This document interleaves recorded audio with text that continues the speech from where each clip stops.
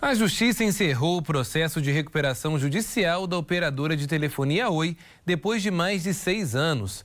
A dívida diminuiu quase 3 vezes do início do processo. O processo de recuperação judicial foi apresentado pela Oi na Justiça do Rio de Janeiro em junho de 2016. Após mais de 6 anos de negociações com credores, a dívida da operadora caiu de 65,38 bilhões de reais no início do processo para 21,92 bilhões em setembro deste ano. O plano aprovado pelos credores em 2017 apontava a redução de 40% das dívidas, convertendo os valores que deveriam ser recebidos em participação nas ações da empresa. O juiz que decretou o caso encerrado escreveu que foi o mais impactante e relevante processo de recuperação judicial do judiciário brasileiro e um dos casos mais complexos do mundo jurídico contemporâneo. Mesmo com a recuperação judicial tendo chegado ao fim, quem não tiver sido pago ao longo do processo ainda pode continuar recorrendo pelos direitos. Sobre este assunto, vamos agora com Pedro Bonenberger.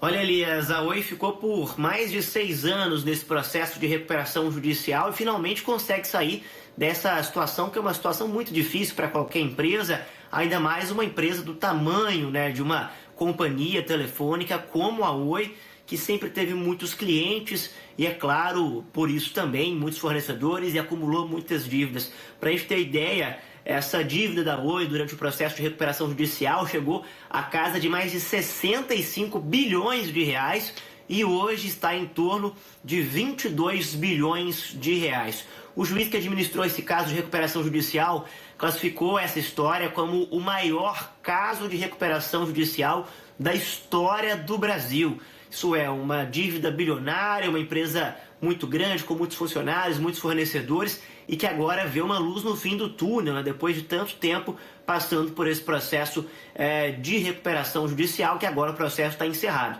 Isso não significa que a empresa se recuperou totalmente, agora ela ainda vai passar por algumas situações, como por exemplo, fornecedores que têm dívidas ali, para recorrer, eles podem recorrer isso judicialmente ainda. A Oi ainda possui dívidas, é claro, é bom lembrar isso, mas já é um passo muito importante para uma empresa do porte da Oi. Lembrando que a Oi passou por diversos leilões, vou citar alguns deles aqui para o nosso telespectador, Elias. Foram esses leilões que ajudaram a empresa a quitar esses débitos, a passar por essas dívidas.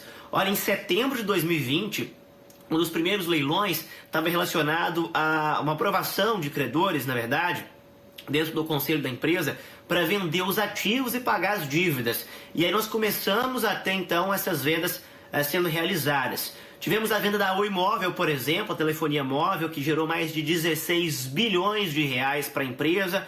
Depois os ativos foram vendidos para Vivo, para TIM, para Claro, para dividir entre várias empresas e não ter nenhum tipo de risco aquela livre concorrência. Tivemos ainda uma mudança, uma venda também em 2021 da fibra ótica, uma empresa de fibra ótica que era administrada pela Oi, no valor de mais de 13 bilhões de reais.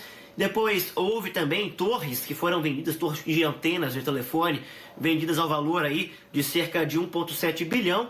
E vários acordos foram feitos de renegociação de dívida. É um processo bastante chamativo, histórico, e a gente espera que a empresa se recupere, As empresas indo bem, é claro que o país vai bem também.